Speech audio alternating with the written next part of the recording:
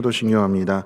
전능하사 존재를 만드신 하나님 아버지를 내가 믿사오며 그 외아들 우리 주 예수 그리스도를 믿사오니 이는 성령으로 잉태하사 동정녀 마리아에게 나시고 본디오 빌라도에게 고난을 받으사 십자가에 못 박혀 죽으시고 장사한 지 사흘 만에 죽은 자 가운데서 다시 살아나시며 하늘에 오르사 전능하신 하나님 우편에 앉아 계시다가 저리로서 산자와 죽은 자를 심판하러 오시리라.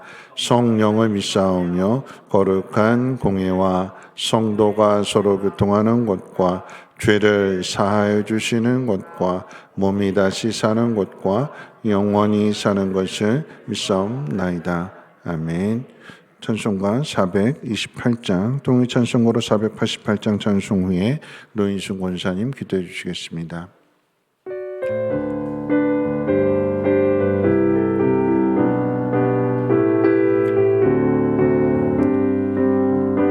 내 영혼에 햇빛 비치니 주 영광 찬란해. 이 세상 어떤 빛보다 이 빛 더 빛나네. 주의 영광 빛나는 광채 내게 비춰 주시옵소서. 그 밝은 얼굴 배울 때 나의 영혼 기쁘다. 내 영혼에 노래 있으니 주 찬양합니다. 주 귀를 기울이시사 다 듣고 계시네. 주의 영광 빛난 광주 내게 비춰 주시옵소서. 그 밝은 얼굴 배울 때 나의 영혼 기쁘다. 내 영혼의 봄날 되어서 주 함께 하실 때 그 평화 내게 깃들고 주 내 꽃피네. 주의 영광 빛난 광채 내게 비춰 주시옵소서. 그 밝은 얼굴 배울 때 나의 영혼 기쁘다. 내 영혼에 희락이 있고 큰 소망 넘치네. 주 예수 복을 주시고 또 내려주시네. 주의 영광 빛난 광채 내게 비춰 주시옵소서. 그 밝은 얼굴 배울 때 나의 영혼 기쁘다.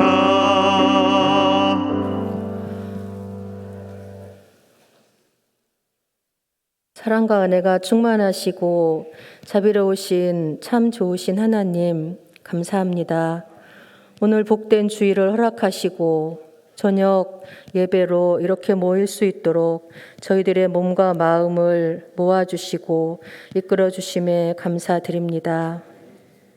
하나님, 연약하고 허물 많은 우리들을 불쌍히 여기시고 부지 중에 지은 죄까지도 회개하오니 용서하여 주시옵소서. 우리 성민교회를 여기까지 이끄신 하나님 감사합니다. 유치부에서 장년부에 이르기까지 하나된 지체로서 강건하게 세워주시고 하나님의 선하신 뜻을 이루어드리기에 합당한 우리 교회가 되게 하여 주시옵소서. 하나님, 육신의 질병으로 고통 중에 있는 환우들을 기억하여 주시옵소서. 하나님의 은혜로 치료될 수 있게 하시고 이겨낼 수 있는 힘을 주시길 간절히 원하옵나이다. 하나님, 우리는 지금 참으로 힘든 시기를 보내고 있습니다. 끝을 알 수 없는 코로나 바이러스와의 힘겨운 싸움을 2년 넘게 하고 있습니다. 그러나 이 기나긴 고난 속에서도 절망하지 않게 하시고 소망을 갖고 인내하며 견뎌내게 하옵소서. 하나님, 또한 원치 않는 전쟁의 소용돌이 속에서 고통받는 사람들이 너무 많고 화재 피해로 삶의 터전을 잃어버린 많은 사람들이 있습니다. 이들의 삶이 어서 회복될 수 있도록 하나님의 긍휼을 베풀어 주시옵소서. 하나님, 이 시간은 말씀을 듣는 귀한 시간입니다. 단상에 세우신 우리 담임 목사님, 항상 영육간에 강건함을 주시고 주님께서 주시는 말씀을 대언하실 때 우리는 그 말씀을 통해서 하나님을 더 깊이 알게 하시고 성숙한 믿음을 갖게 하옵소서. 하나님, 예배 시종을 주님께 의탁하옵나이다. 하나님의 영광만이 충만한 시간 되게 인도하여 주시고 저희들의 예배를 기쁘게 받아 주시옵소서. 예수님 이름으로 감사하며 간절히 기도드립니다. 아멘.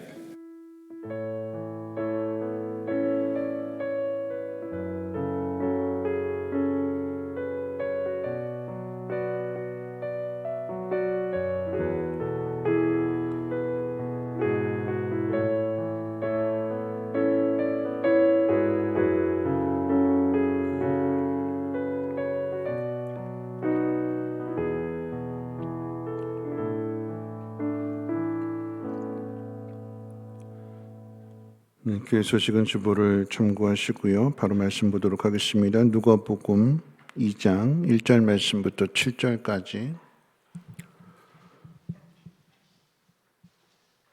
하나님 말씀 신약성경 누가복음 2장 1절로 7절까지 한 절씩 교독으로 읽도록 하겠습니다. 누가복음 2장 1절부터 7절까지입니다. 그때 가이사 아구스도가 영을 내려 천하로 다 호적하라 하였으니 이 호적은 구레뇨가 수리아 총독이 되었을 때 처음 한 것이라. 모든 사람이 호적하러 각각 고향으로 돌아가매 요셉도 다윗의 집 족속이므로 갈릴리 나사렛 동네에서 유대를 향하여 베들레헴이라 하는 다윗의 동네로 그 약혼한 마리아와 함께 호적하러 올라가니 마리아가 이미 잉태하였더라.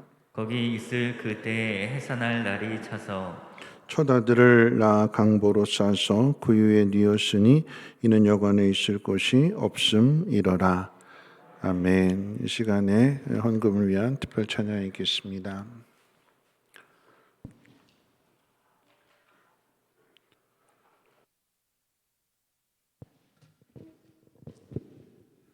영육간에 임마누엘의 하나님이 늘 우리와 함께 하심을 고백합니다.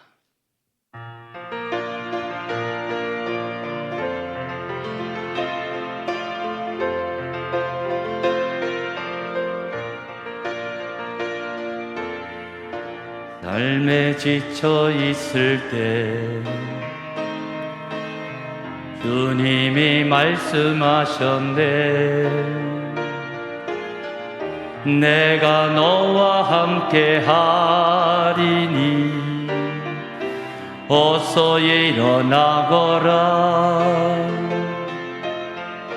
주의 영광 위하여 헌신과 희생하는 것 내가 항상 기억하노니 어서 일어나거라. 임마누엘의 하나님 나와 함께 하신 하나님 아무 염려하지 말아라. 말씀하신 하나님 임마누엘의 하나님 나와 함께 하신 하나님 모든 형편하시고 도와주신 하나님 세상 일에 힘들고 어려움이 있다 하여도 내가 너와 함께 하리니 아무 걱정 말아라. 그 말씀을 믿으면 주님만 바라보나니 나를 항상 도와주시는 그 사랑 때문이라. 임마누엘의 하나님, 나와 함께 하신 하나님, 아무 걱정하지 말아라. 말씀하신 하나님, 임마누엘의 하나님, 나와 함께 하신 하나님, 절망 속에 있을 때 함께 하신 하나님, 임마누엘의 하나님, 나와 함께 하신 하나님, 아무 걱정하지 말아라. 말씀하신 하나님, 임마누엘의 하나님, 나와 함께 하신 하나님, 절망 속에 있을 때 함께 하신 하나님, 함께 하신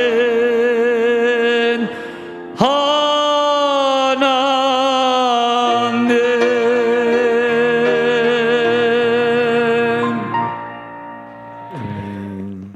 잠시 기도합니다. 오늘도 우리와 함께 하시며 또한 내일도 또 영원히 함께 하시는 하나님을 찬양하며 경배합니다. 낙심하거나 두려워하지 않게 하여 주시고 어떤 상황 속에서도 함께 하신 하나님으로 인하여 기뻐하며 승리할 수 있는 우리 모두가 되게 하옵소서. 하나님, 이 시간 하나님 앞에 감사함으로 예물을 드린 손길 가운데 하나님의 부르심을 받아서 하늘나라로 올라가신 할머니를 기억하며 감사함으로 하나님 앞에 귀한 예물을 드리는 손길이 있습니다. 사랑하는 딸의 그 믿음을 보시고 그 엄마도 하나님께로 속히 돌아올 수 있도록 하나님 은혜 베풀어 주시고 주 안에서 하나 되는 복된 가정 되도록 하나님 역사해 주옵소서. 우리 구주 예수님의 이름으로 기도하옵나이다. 아멘. 우리 옆에분하고 함께 인사 나누도록 하겠습니다. 두려우시지요? 하나님이 함께 하십니다. 함께 기도합시다. 이렇게 인사하겠습니다. 네, 두려우시죠? 네. 하나님 함께 하십니다. 함께 기도합시다. 오늘 말씀의 제목을 복음의 시작이라고 잡았습니다. 여러분, 복음이라고 하는 것은 기쁜 소식이지요. 여러분에게 있어서 가장 기쁜 소식은 뭘까요? 코로나가 끝났다. 이제 원하는 대로 마음껏 다닐 수 있다. 더 나아가서 여러분이 하는 일들이 잘 돼서 대박이 나서 걱정 없이 살 수 있게 됐다. 여러분, 이것이 기쁜 소식이고 복음일까요? 인류 역사상의 가장 위대한 복음, 가장 기쁜 소식은 바로 예수 그리스도의 탄생과 또한 죽음과 부활일 것입니다.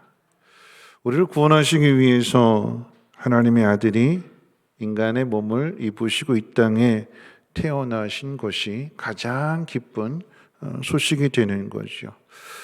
아폴로 예전에 아폴로 15호를 타고 우주 여행을 떠났던 제임스 어웨인이라고 하는 사람이 있는데, 이 사람이 이제 신실한 그리스도인인데 달에 도착해서 이제 그곳에서 이제 그 우주를 바라보게 되었을 때, 그럼 이 지구에서 하늘을 올려다보면서 이렇게 하나님에 대해서 고백하는 것과 지구 바깥에서 온 우주 가운데 있어서 하나님이 창조하신 것을 바라보면서 하나님 앞에 그 신앙을 고백하는 것은 차원이 다른 거죠.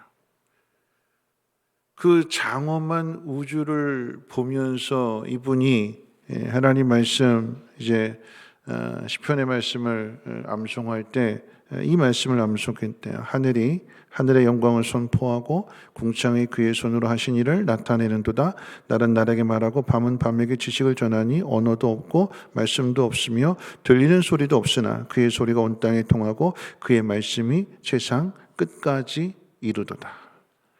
하나님의 이 말씀이 그 하나님이 창조하신 그 우주를 바라보면서 이게 가슴에 새겨지게 되는데 그 전율을 말할 수 없었다고 그렇게 고백을 합니다. 그리고 이제 지구로 귀환하게 될 때 우주선을 타고 오면서 그 창 바깥으로 이제 저 멀리 이제 지구가 보이게 되는데 그렇게 아름다울 수가 없대요. 우주 바깥에서 지구를 바라볼 때에 그냥 축구공만한 그런 크기로 보여지게 되는데 다른 그런 별들에 비해서 얼마나 그 지구가 아름다운지, 그러면서 저절로 요한복음 3장 16절에 그 말씀이 고백되어졌다고 합니다. 하나님이 세상을 이처럼 사랑하사 독생자를 주셨으니 이는 저로 멸망치 않고 영생을 얻게 하려 하심이라. 도대체 저 지구가 뭔데? 하나님 보시기에 수십억만 개의 그 별들 가운데 그냥 작은 하나인데 하나님 그곳에 하나님의 동산을 만드시고 인간을 창조하시고 그 모든 사람이 살기에 가장 좋은 곳으로 하나님께서 가꾸어 주시는, 근데 그곳으로 끝나지 아니하시고 그곳에 있는 인간들을 위해서 하나님의 아들이 인간의 몸을 입고 그 땅에 태어나게 되는 이 일이야말로 가장 위대한 소식이고 가장 기쁜 소식이 아닐까요? 여러분, 이에 대해서 마가복음 1장 1절에서 그 마가는 이렇게 기록하고 있죠. 하나님의 아들 예수 그리스도의 복음의 시작이다. 복음의 시작이 무엇이냐? 하나님의 아들 예수 그리스도께서 이 땅에 오셨다. 이 한마디면 다 끝나는 거예요. 서언으로 가장 첫 번째 첫 마디로 하나님의 아들 예수 그리스도가 복음의 시작이다. 이 예수 그리스도의 복음이 여러분 가슴 가운데 깊이 새겨지게 될 때에 그러면 이제 끝이 나는 거죠. 하나님의 아들이 나를 위해서 이 땅에 오셨고 나를 위해 죽으셨고 그로 말미암아 내가 하나님의 자녀가 되었다라고 하는, 이처럼 하나님이 나를 사랑하신다라고 하는 이 놀라운 사실 하나가 가슴 깊이 깨달아지게 될 때에 그 무엇이 두려울까요? 뭐가 걱정이 될까요? 코로나요? 경제적인 문제들이요? 아니면 건강이요? 그 무엇도 이 사실 하나만 믿어진다라고 하면 다 해결되는 거잖아요. 이 그리스도의 복음이 오늘 이제 말씀을 통해서 언제 시작되었고 어떻게 시작되었고 왜 시작되었는가, 어떤 의미인가를 오늘 세 가지를 한번 생각해 볼 텐데요. 가장 먼저 예수님은 어느 때에 오셨는가, 복음은 어느 때부터 시작이 되었는가 하는 것을 한번 생각해 보려고 합니다. 자, 이방인들의 복음서로 알려진 이 누가복음이 다른 복음서와 다른 하나의 특징이 있다라고 한다면 이스라엘의 역사를 세상의 역사와 연결해서 가르쳐주고 있다라고 하는 사실이라고 그랬습니다. 오늘 본문 가운데도 그 특징이 나타나게 되는데 오늘 누가복음 2장 1절 말씀 가운데 보면 같이 한번 읽어볼까요? 2장 1절 말씀입니다. 시작. 그때 가이사 아구스도의 영을 내려 천하로 다 호족하라 하였으니. 여러분, 예수님 태어나신 때가 언제라고요? 가이사 아구스도가 영을 내린 때라고요. 그러면 예수님의 그 시대가, 태어나신 그 시대가 세상 역사 가운데 있어서 로마의 아구스도, 다른 편으로 이야기하면 아우구스투스가 되는 것이고 실제 이름은 옥타비아누스입니다. 그러니까 로마의 초대 황제가 되는 사람인데, 이 사람이 호족 조사를 해라, 호족 신고를 해라 라고 하는 명령을 내린 때에 예수님이 태어나게 되었다라고 하는 것을 누가가 지금 기록해 주고 있습니다. 자, 이때가 어떤 때인지 배경을 조금 이해를 하실 필요가 있는데, 오늘 말씀을 위해서요. 아구스도라고 하는 것은 집정관, 존엄자라고 하는 그런 의미를 가지고 있어요. 실제 이름은 옥타비아누스인데, 자, 이 옥타비아누스가 로마의 첫 번째 초대 황제가 돼요. 실질적으로 공화국이었던 이 로마를 통합시킨 인물은 이 옥타비아누스가 아니라 그 유명한 줄리어스 시저입니다. 줄리어스 시저가 이 나라를 로마를 다 통합했어요. 그런데 통합하고 나서 황제에 오르려고 했는데 원로원이 반대를 해가지고 차마 황제는 되지 못하고 대신 황제가 가지고 있는 모든 권력은 다 누리게 됩니다. 그런데 그마저도 얼마 가지 못해서 원로원에 의해서 양자로 삼았던 브루투스가 암살하게 되는 거죠. 그래서 유명한 말이 있잖아요. 브루투스 너마저도 네가 나를 어떻게 배신할 수 있느냐, 그런 의미가 되는 거예요. 암살을 당했어요. 자, 그리고 나서 이제 시저가 죽고 나니까 나라는 권력이 이제 세 조각으로 나누어지게 되는데, 레피두스, 안토니우스, 옥타비아누스 3두 정치라고 하는데, 그 중에서 이제 레피두스는 가장 먼저 일찍 사라지게 되고 두 사람이 이제 경쟁을 하게 돼요. 안토니우스와 옥타비아누스. 이 안토니우스는 그 유명한 클레오파트라랑 함께 연합해가지고 옥타비아누스를 대적하지만 악티움 해전이라고 하는 그 장소에서 안토니우스는 싸움에서 져서 자결하게 되고 죽고, 그래서 마침내 이 옥타비아누스, 줄리어스 시저의 양자이기도 한 이 옥타비아누스가 로마의 초대 황제가 돼요. 그러니까 로마를 통합시킨, 그리고 로마를 안정시킨, 그래서 이 시대부터 팍스 로마라고 하는 그런 표현이 등장하게 되는데, 로마의 평화라고 하는 의미입니다. 그러니까 로마가 안정이 되니까 세상 모든 나라가 안정되더라. 로마를 통해서 모든 나라를 다 정복하게 되니까 그 정복 전쟁을 통해서 전쟁을 통한 평화가 찾아오게 되더라. 왜 제가 이렇게 역사 이야기를 하는가 하면, 지금 이 누가복음의 저자가 이걸 대조하기 위해서 그러는 거예요. 세상의 평화가 어떻게 이루어지게 되는가? 로마의 초대 황제가 된 이 옥타비아누스, 아구스토가 원로원으로부터 견제를 받게 되니까 이 견제를 물리쳐야 되고, 또한 자신의 그 왕권을 더욱더 강화하기 위해서는 강력한 힘이 필요하잖아요. 강력한 군대가 필요합니다. 여러분, 이 군대라고 하는 것은 다른 나라를 정복하는 데도 필요하지만 그 나라를, 그리고 그 왕권을 지키고 보호하는 데도 이 강력한 군대가 필요해요. 그러면 이 강력한 군대를 유지할 수 있는 힘은 어디 있을까요? 왕을 지켜주고 호호해주는 이 강력한 군대를 유지할 수 있는 힘은 어떻게 만들까요? 뭘로 만들까요? 돈으로. 돈이 있어야 되는 거예요. 돈이 있어야 군대를 유지할 수 있고 권력을 유지할 수 있는 거죠. 그럼 이 돈을 어디서 만들어낼까요? 세금.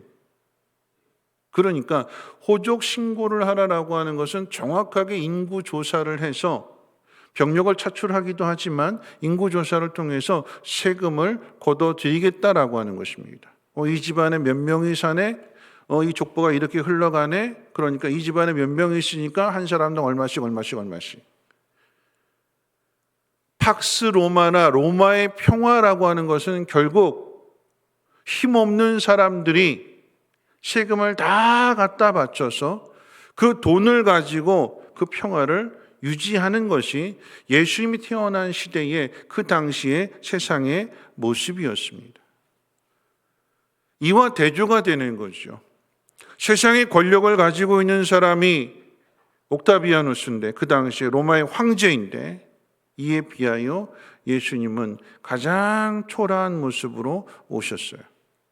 전쟁을 통한 군대를 통한 평화가 아니라 예수님은 섬김을 통해서 사랑을 통해서 세상의 평화를 이루기 위해서 그리고 그 일에 자신을 내어주시기 위해서 이 땅에 오셨습니다. 대조를 하고 있는 거예요. 그 시대가 어떤 시대냐? 예수님 어느 시대에 오셨는가? 팍스 로마나 로마의 평화로 인해서 힘에 의해서 평화가 유지되는 그 시대에 가장 초라한 곳에 가장 보잘것없는 곳에 메시아이신 예수님께서 태어나셨다라고 하는 것을 우리에게 가르쳐주고 있는 것입니다. 대조하는 것, 비교해 보라라고 하는 거죠.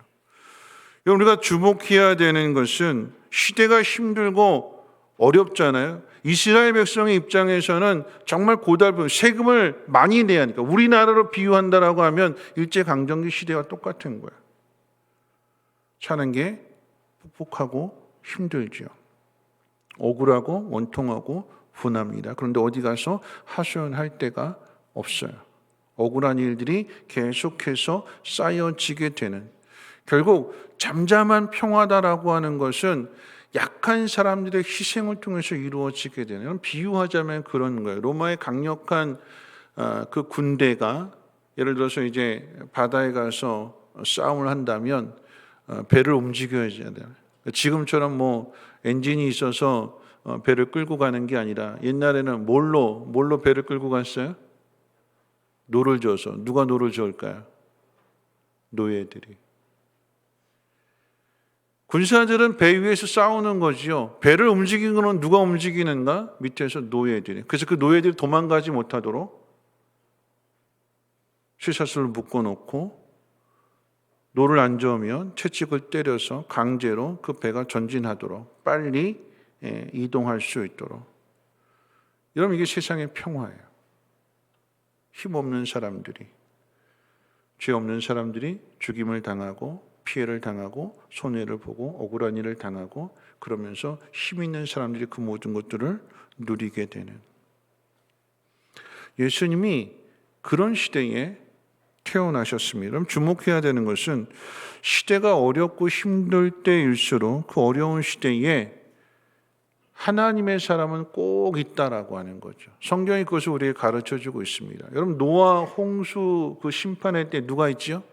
답을 다 가르쳐주려는데 누가 있지요? 노아가 있지요. 여러분, 바벨탑을 쌓던 시대, 하나님을 대적하는 시대잖아요. 그런데 그 바벨탑을 쌓는 그 시대, 바벨탑이 그쳐지고 나서 하나님의 나라를 시작하는 그때 누가 있을까요? 창세기 11장 다음에 12장 누구죠? 아브라함. 애굽의 바로왕이 이스라엘 백성들을 압제하던 그때에 하나님께서 또 한 사람을 세우시는데 그 한 사람이 누구죠? 모세.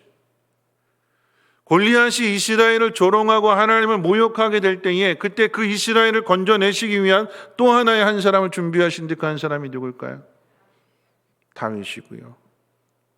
그리고 오늘 본문에 로마의 황제가 세상을 정복하고 군대의 힘을 통해서 그 모든 것들을 강제로 강압적으로 그 모든 것들을 이루려고 할 때에 바로 그런 시대에 하나님께서는 그 아들을 이 땅에 보내주셨다라고 하는 것입니다. 여러분, 그런 의미에서 본다면 우리는 늘 시대를 탓해요. 시대를 잘못 만났다. 대통령을 잘못 뽑았다. 우리가 시대를 탓하고 대통령을 탓하는 것은 결국 하나님의 섭리를 믿지 못하는 거죠. 시대가 힘들고 악하고 그 속에서 믿는 사람들이 어려움을 당하고 핍박을 당하고 환난을 당한다 할지라도 여러분, 중요한 것은 그 믿음의 사람들이 어떤 삶을 살아가느냐, 그게 중요한 거잖아요. 누가 나한테 이렇게 하는 거냐, 그게 중요한 것이 아니라 그 일에 대하여 내가 어떻게 하느냐, 하나님 그 모습을 보신다라고 하는 것입니다. 시대가 악하고 왕을 잘못 뽑았고 대통령을 잘못 뽑았다 할지라도 그 속에서 왕이 잘못하고 대통령이 잘못한다라고 하면 그러면 교회는, 그러면 그리스도인들은 달라야 되는 거죠. 시대가 그러니까 대통령이 잘못 정치를 하게 되니까 우리도 그럴 수밖에 없다. 여러분, 이것은 구참 변명입니다. 그럴지라도 우리는 바른 길을 걸어가야 되는 것이고, 시대가 악하고 어두울지라도 그렇기 때문에 우리는 어떻게 해요? 더 빛을 발해야 되는 것이고, 소금이 되어야 되는 것이고, 하나님 맡기신 사명을 감당해야 되는 거죠. 여러분, 예수님 언제 오셨다고요? 가장 어두운 때 오셨어요. 말씀도 희귀하고 삶에 있어서도 고달프고 힘든, 비유하자면 코로나로 인해 지금 많이 힘들잖아요. 그렇죠? 코로나가 처음 발병이 됐을 때 두려웠고 염려가 됐고 걱정이 됐는데, 지금 한 2년 정도 되니까 여러분 어떠세요? 지금 두려우세요? 2년 정도 지나고 나니까 어떤 마음일까요? 걸리면 걸려라 그런 거잖아요. 일주일 고생하면 되지. 감기 같으니까 고생. 특별한 약이 있는 것도 아니잖아요. 먹으면 즉시 낫는 것도 아니잖아요. 그렇죠? 이제는 이게 만연해져. 처음에는 그렇게 무서웠는데, 두려웠는데, 빨리 약이 개발되어서 빨리 이게 극복이 되고 정상으로 돌아오기를 간절히 기대했는데, 소망했는데, 근데 그 일은 이루어지지 않고, 약이 개발돼서 종식되는 것이 아니라 우리가 이제 그걸 대수롭지 않게 생각하는 그런 상황 속에서 이것을 이겨내는 그런 지경에 이르게 되었어요. 여러분, 무슨 이야기일까요? 위에서 어떻게 만들어내는 것이 모든 걸 결정하는 것이 아니라 우리가 그것을 어떻게 받아들이고 어떻게 행하느냐에 따라서 그 모든 것이 달라질 수 있다라고 하는 것이요. 시대 탓하지 말고 그 시대 속에서 우리가 무엇을 해야 할 것인가를 찾아내야 된다라고 하는 것입니다. 자, 두 번째, 예수님 어디에 오셨을까요? 태어나신 그때는 가이사 아구스도가 명령을 내리던 때라고 했는데, 자, 그러면 어디에 태어나셨을까요? 베들레헴에 태어나신 거죠. 우리 4절 같이 한번 읽어볼까요? 4절 말씀입니다. 시작. 요셉도 다윗의 집 족속이므로 갈릴리 나사렛 동네에서 유대를 향하여 베들레헴이라 하는 다윗의 동네로. 어디래요? 베들레헴이죠. 자, 이 베들레헴에서 예수님께서 태어나신 이유는 성경에 예언된 곳이기 때문에 그러합니다.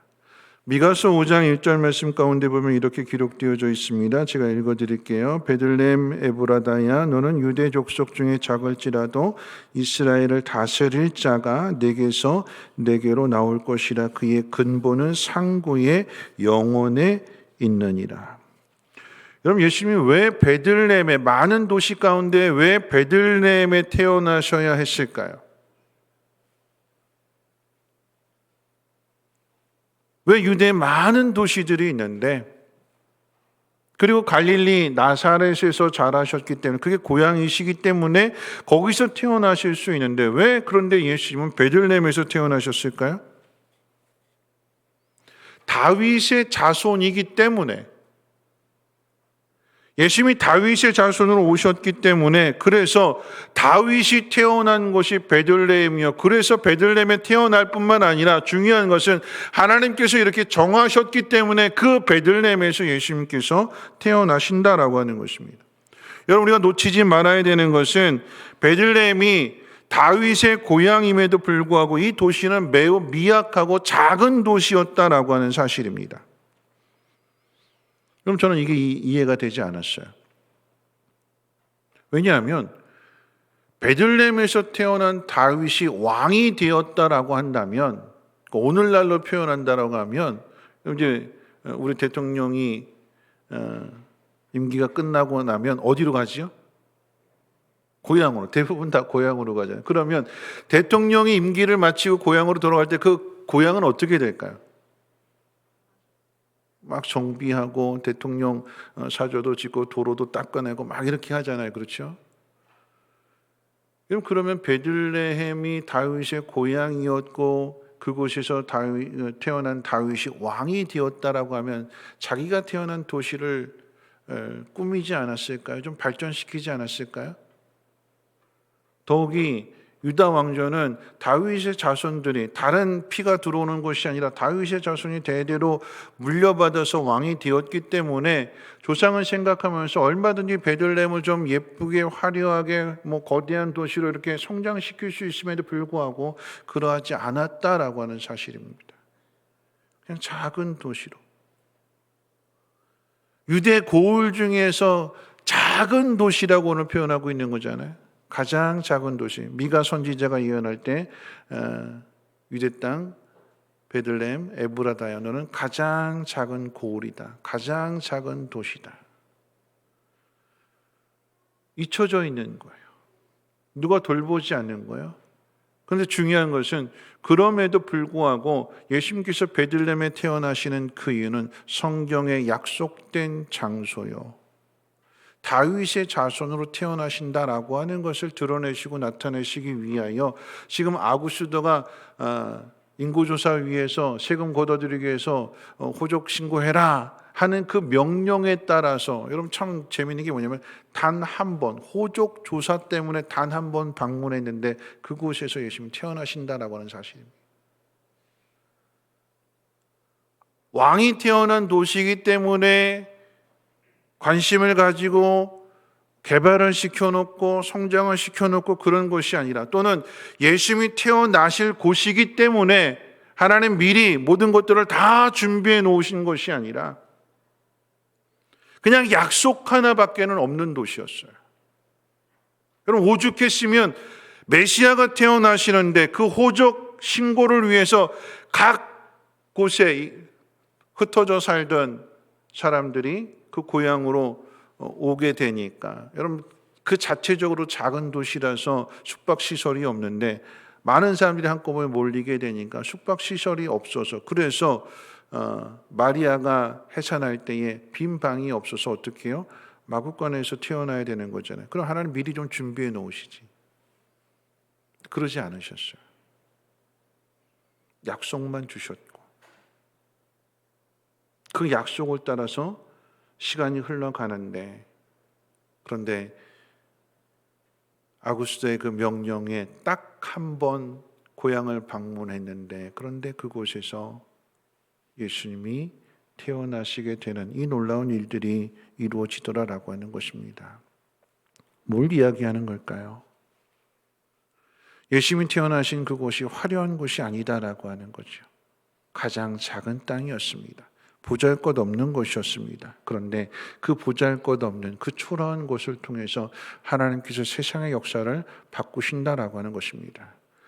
무력으로 힘으로 군대의 힘으로 평화를 유지하는 것이 아니라 가장 작은 곳 그곳에서부터 세상을 구원하는 그 놀라운 하나님의 복음의 역사가 시작이 되는 거죠. 그래서 바울은 고린도전서 1장 27절로 31절 말씀 가운데 이렇게 우리에게 가르쳐주고 있습니다. 하나님은 세상에 미련한 것들을 택하사 지혜 있는 것들을 부끄럽게 하시고 세상에 약한 것들을 택하사 강한 자들을 부끄럽게 하신다. 자, 이렇게 하시는 이유는 아무 육체도 하나님 앞에서 자랑하지 못하게 하기 위함이다.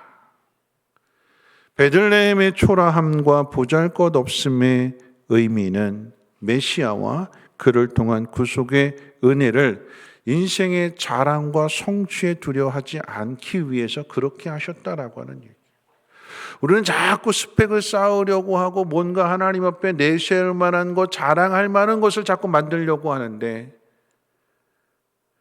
내세울 만한 것, 자랑할 만한 것으로부터 하나님의 일을 시작하시는 것이 아니라 오히려 내세울 것 없고 보잘 것 없고 초라하고 연약한 가운데에서 하나님은 약속하신 대로 그 약속을 이루어 가시는 하나님이심을 믿으시기를 주님의 이름으로 축원을 드립니다.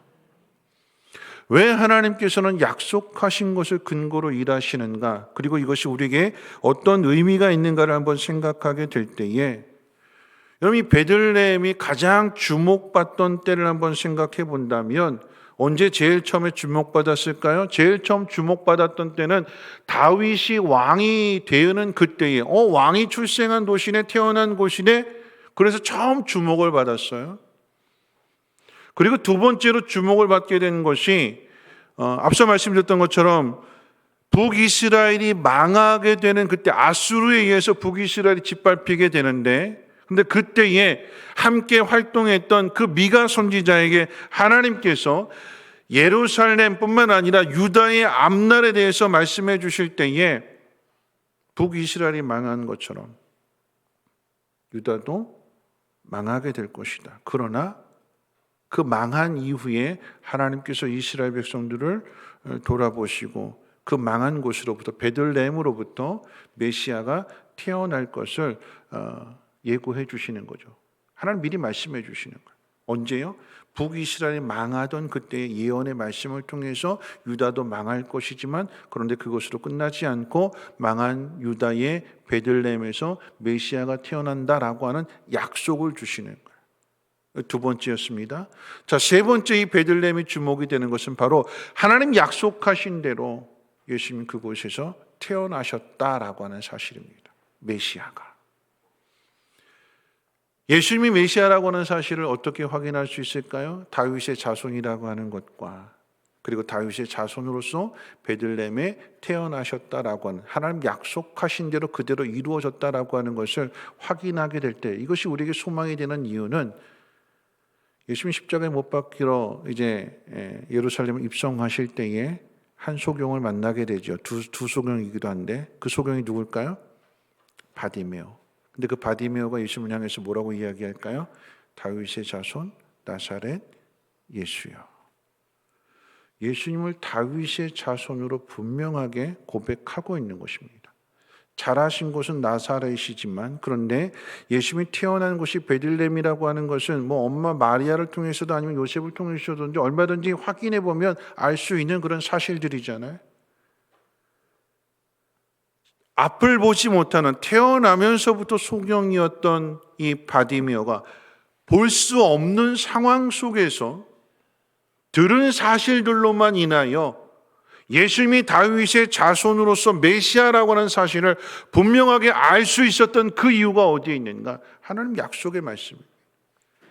하나님이 약속하셨기 때문에 그 약속하신 것을 반드시 이루신다. 이게 복음의 시작이 되는 거예요. 기쁜 소식이 되는 거죠. 그런 의미에서 예수님께서 베들레헴에 태어나시는 거예요.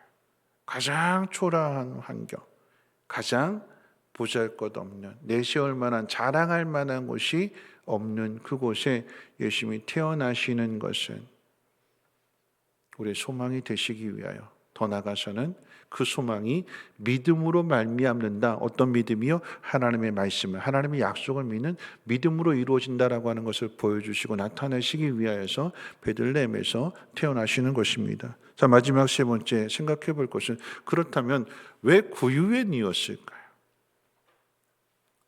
예수님이.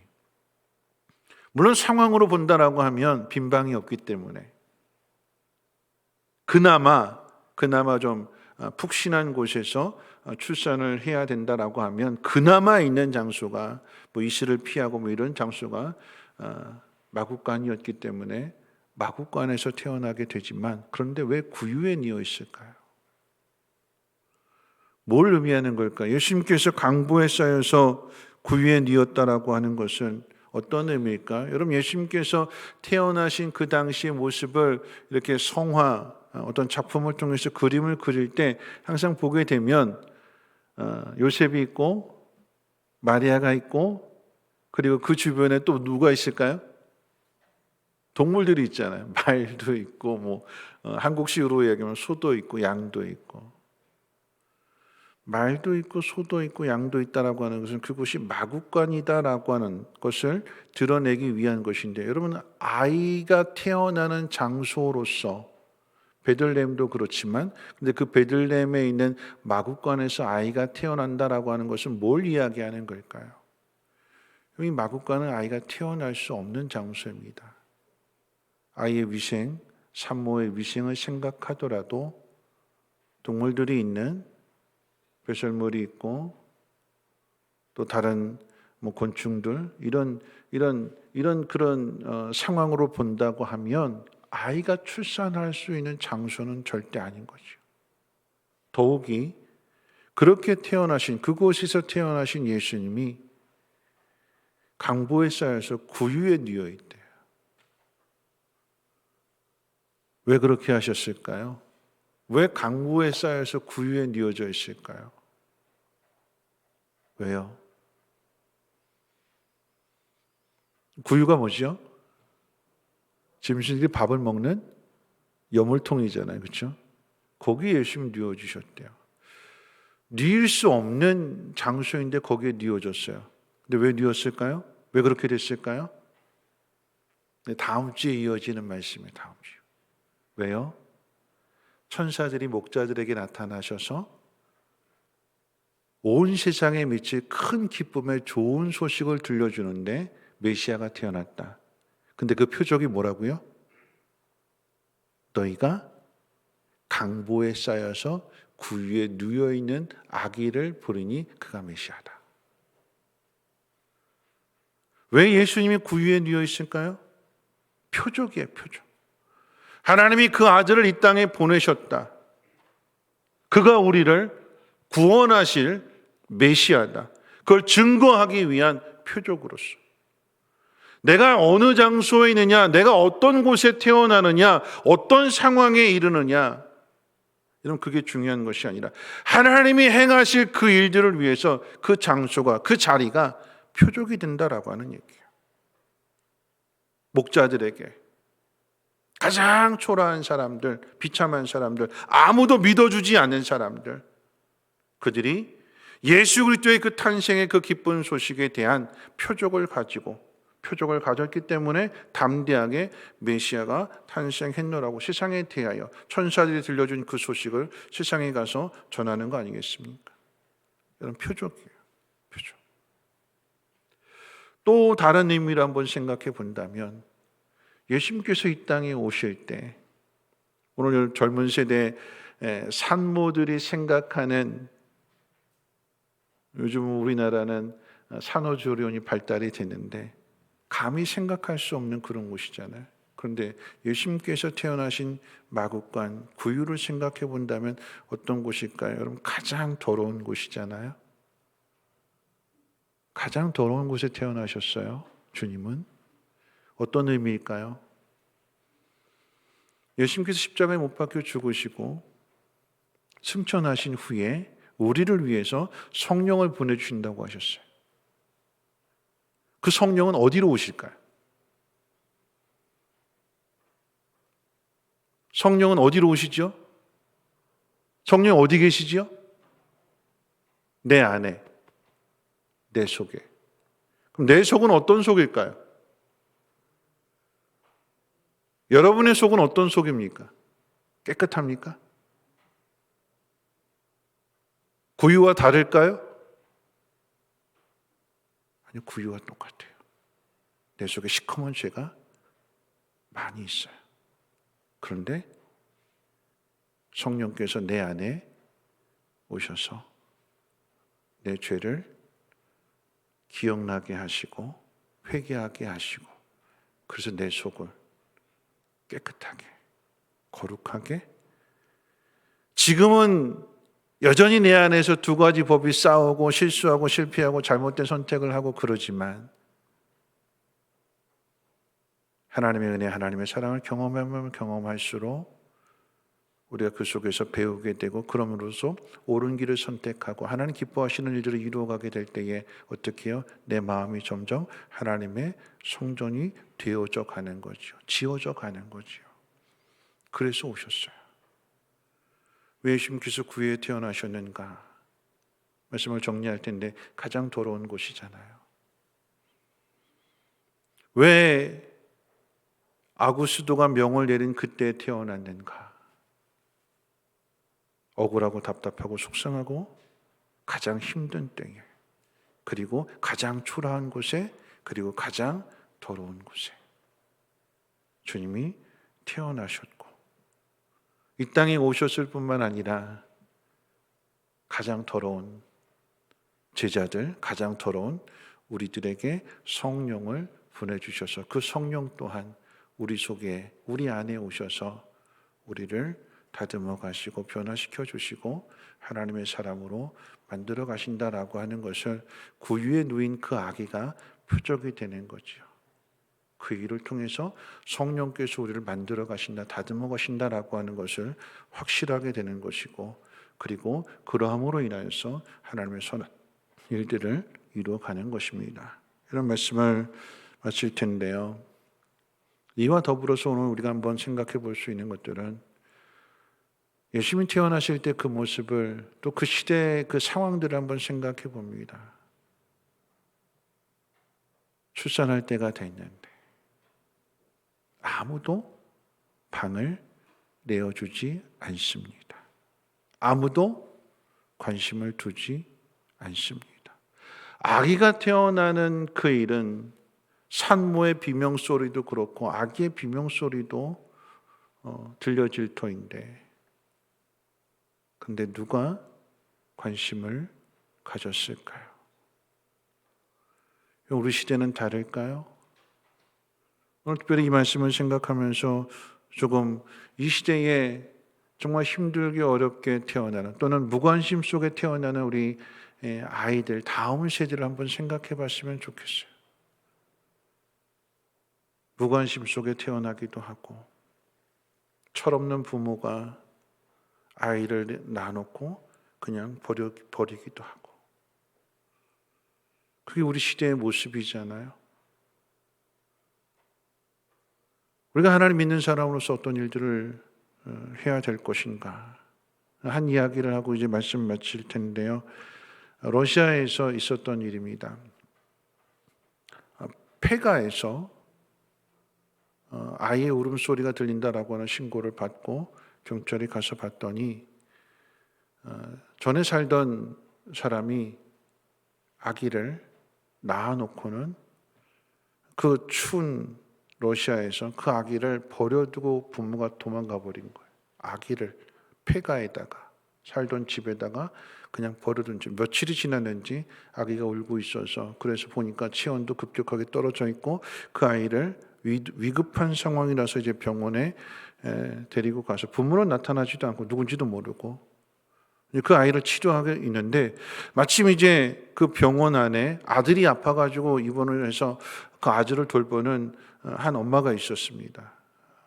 리자라고 하는 그런 여성이었는데, 그런데 아들이 아파서 아들을 돌보는 가운데, 아들도 이제 병이 있어서 돌보는 가운데 병실에서 유독 그 여자아이의 그 울음소리가 들리는데, 부모가 없으니까 아무도 돌봐주는 사람이 없어서 왠지 모르게 마음이 끌려서 아들을 돌보면서 함께 그 아이도 함께 돌봐줬대요.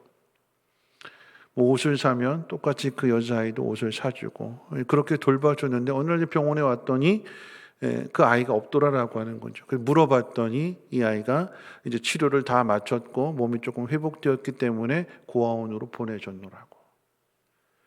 그 짧은 순간에 이 아이에게 정이 들어서 이제 아들 이제 퇴원하고 이제 집으로 돌아오게 됐는데, 이 아이가 자꾸 생각이 나서, 그래서 수소문해서 고아원을 찾아갔고, 고아원에 가서 이제 이 아이를 입양하기로, 자기 자녀 삼기로 해서 그렇게 해서 이제 키우게 되는데, 아이가 버려졌기 때문에 거기에서 입은 그 상처, 트라우마가 있어서 학교를 보내도 적응하지 못하게 되는 그런 힘든 시간들을 보내다가 마침내 이제 아이에게 좀 무용을 좀 가르쳐 줘야겠다, 좀 자신감을 좀 심어 줘야겠다 해가지고 이 엄마가 아이를 무용학원에 보내게 되고, 그러면서 아이가 점점 성격이 좀 밝아지게 되고 어울리게 되고, 그래서 성장하게 되고, 마침내 성장해서는 이 아이가 러시아 미인대에 나가서 1등이 됐대요.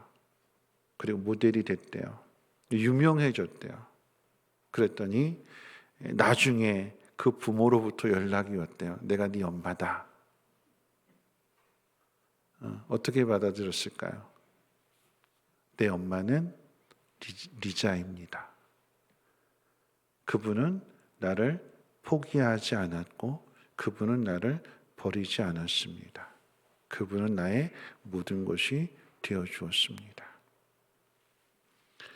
여러분, 이 시대에 우리가 이런 일들을 해야 되지 않을까요?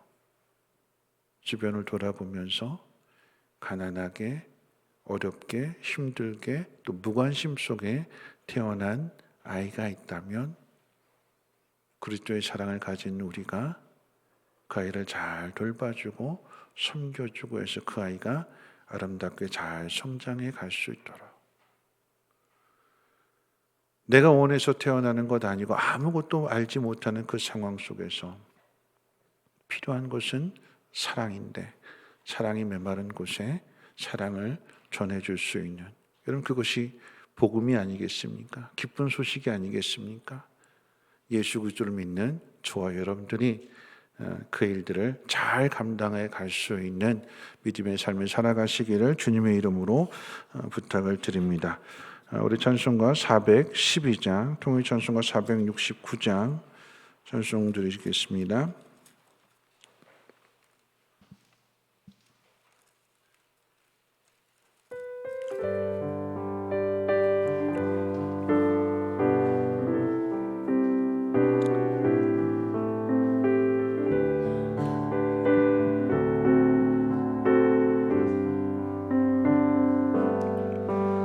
내 영혼의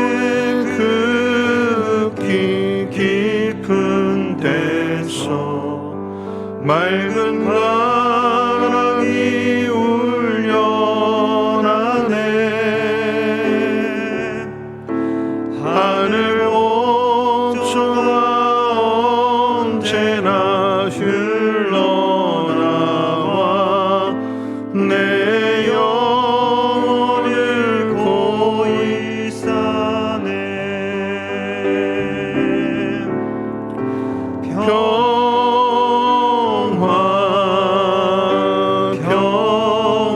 평화로다.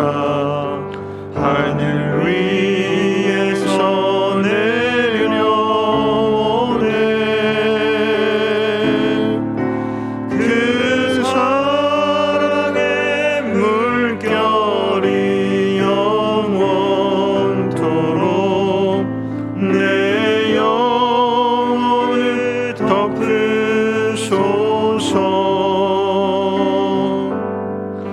내 마음속에 솟아난 이 평화는 깊이 묻힌 보배로다.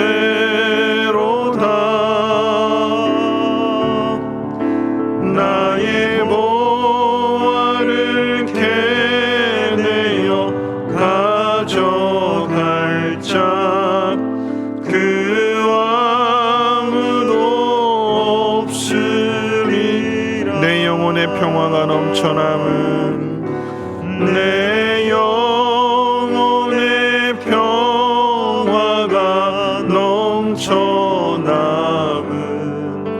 주의 큰 복을 받음이라.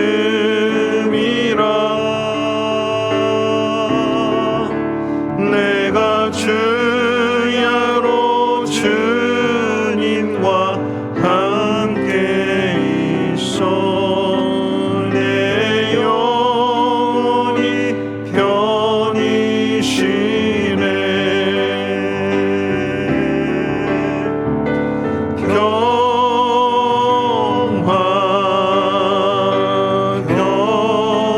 평화로다. 하늘 위에서 내려오네.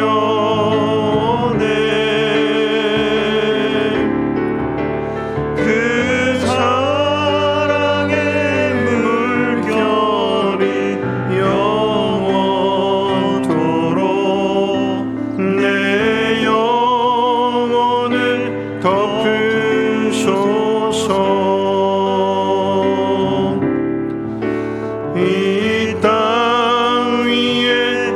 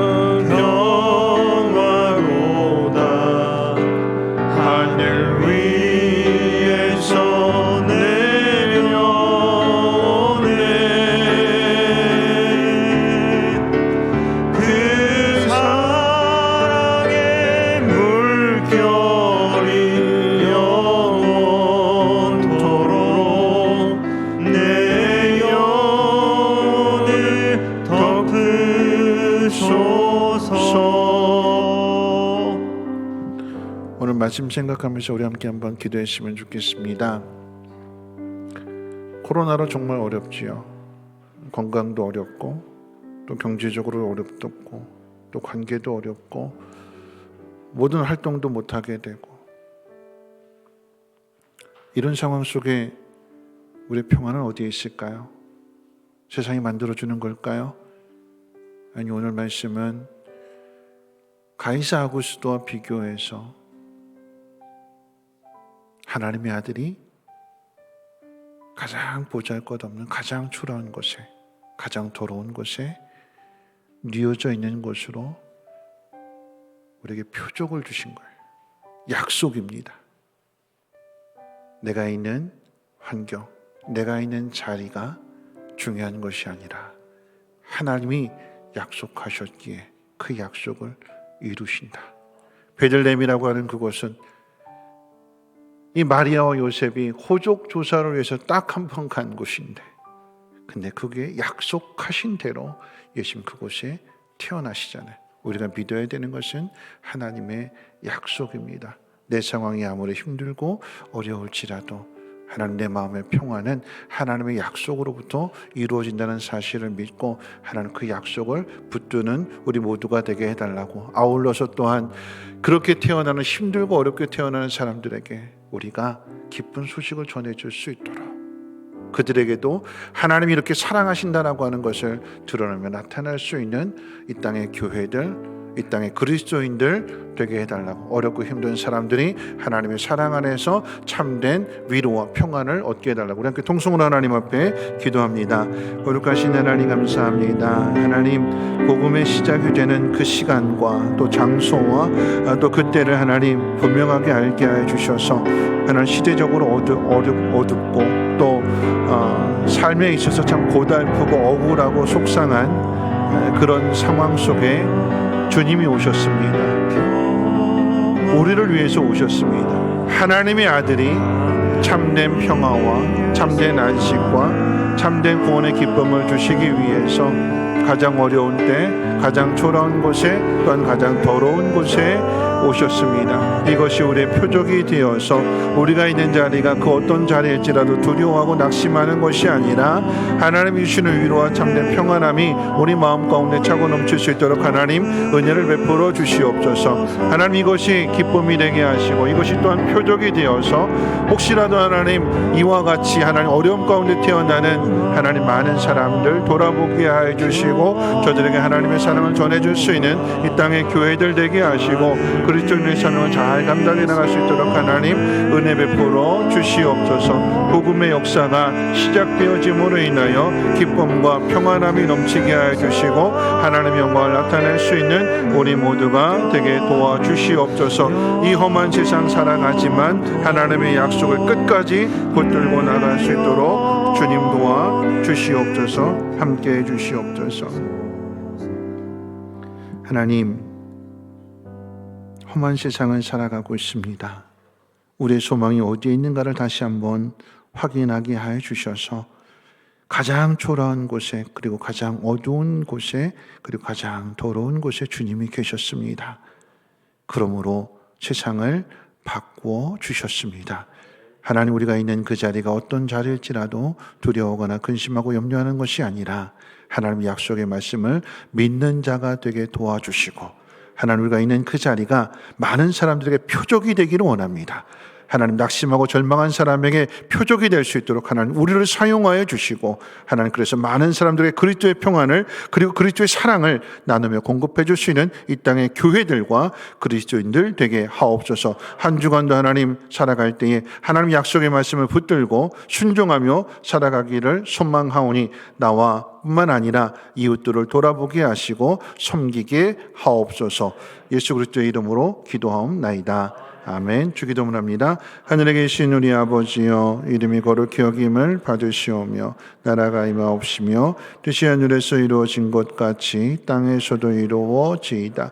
오늘날 우리에게 일용할 양식을 주옵시고 우리가 우리에게 죄 지은 자를 사하여 준 것 같이 우리 죄를 사하여 주옵시고 우리를 시험에 들게 하지 마옵시고 다만 악에서 구하옵소서.